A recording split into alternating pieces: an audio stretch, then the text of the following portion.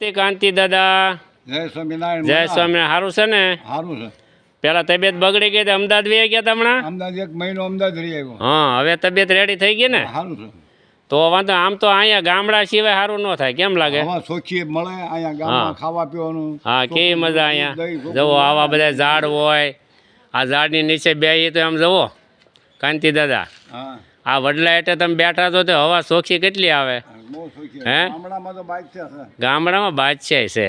અહીંયા રહેવું નહીં કોઈને, સિટીમાં ભરવા જવું બધાને. હા, એમ છે. લ્યો, તમે અહીં કેવું ચોખ્ખું દૂધ ને બધું રોજ મળે છે? હા, કેટલું દૂધ રોજનું લઈ જાઓ આપણે? બશેર દૂધ લઈ જઈ ગયા. રોજ બશેર? હા, રોજ બશેર. એટલે તો તમે બહાર ગાયનું ભેંસનું બહેનું ભેંસનું લેવાનું. અને પછી ઘી કેટલું લઈ જાઓ? ઘી કિલો ઘી લઈએ જે મહિનો હાલે. મહિનો તમે એકલા અહીંયા કેટલું જોઈ? કેમ? છોકરોના બહુ ને આવ્યા. હમણાં આવ્યા છે ને અહીંયા, હમણાં શ્રાવણ મહિનો કરવા આવ્યા છે. અરુણા બે આવ્યા ને. અરુણાની બધા શ્રાવણ મહિનો કરવા આવ્યા. કેમ તમારે અહીંયા આઠે અમને સારું છે? તમારે હથવારો ને બેદી સેવા કરવા આવ્યા. સેવા કરવા આવે. હારા કહેવાય ને દીકરો ને હમણાં ઘરના સારું છે. હારા, તમારા દીકરા ને ઘરના ને બધા છોકરા તમારા માટે સારું કહેવાય. સારું કહેવાય. પછી અમદાવાદ તમે આ મહિનો રોકાણ એમ ને?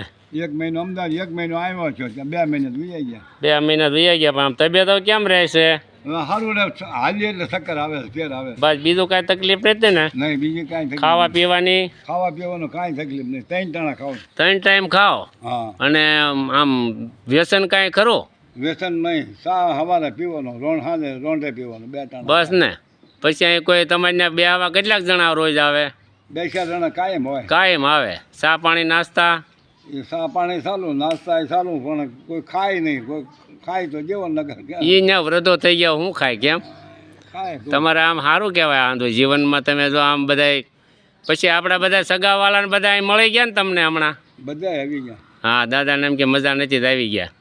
અમદાવાદ ગયા હતા ને એટલે. હા, એટલે હવે કાંઈ તકલીફ નહીં. કેમ? હવે કાંઈ તકલીફ નહીં. સારું જ છે. કોઈ ઉપાધિ કરતા નહીં કોઈ. હા, ઉપાધિ કોઈ હવે ન કરે તમારી.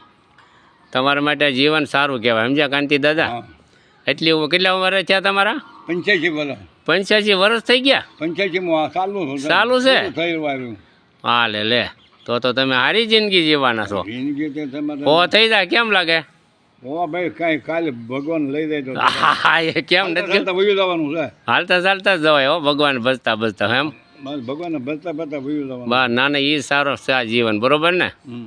તો સારું થયું આવ્યા ત્યાં. લ્યો અમારા ઘરે. હો કાંતિ દાદા, એ વડલાની સાયા, દૂધના પૈસા દેવાય, દુકાનના લઈ, દુકાનના ગોળના દૂધના બધા પૈસા બધું પૈસા આપી દીધા. સુકવણું આજ કરી નાખ્યું બધાનું.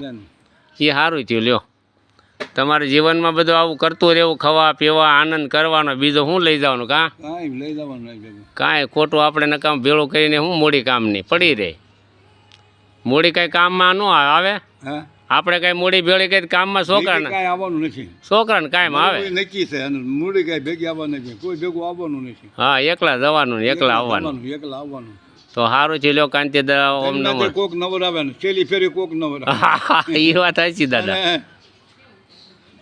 જન્મીથી કોક નવારે, મરીથી કોક નવારે. હાથે કાંઈ નહીં. હા, વાહ, તમારી પણ ખરી કહેવાય. વિજ્ઞાની તમે આમ, ધાર્મિક ને વિજ્ઞાની બે. હો લે, જો અમારે જો કાંતિ દાદા આવ્યા. રામો આર્યન કાંતિ દાદાને મળી લે. હાલે કાંતિ દાદાને કે ઓમ નમો નારાયણ કે. હા, જય સ્વામિનારાયણ. હા, હવે લાવશે હમણાં. આજ છે અન્ય. હવે જાંબુડા થઈ રહ્યા બટા. હવે હવે થઈ રહ્યા. હો, જય સ્વામિનારાયણ.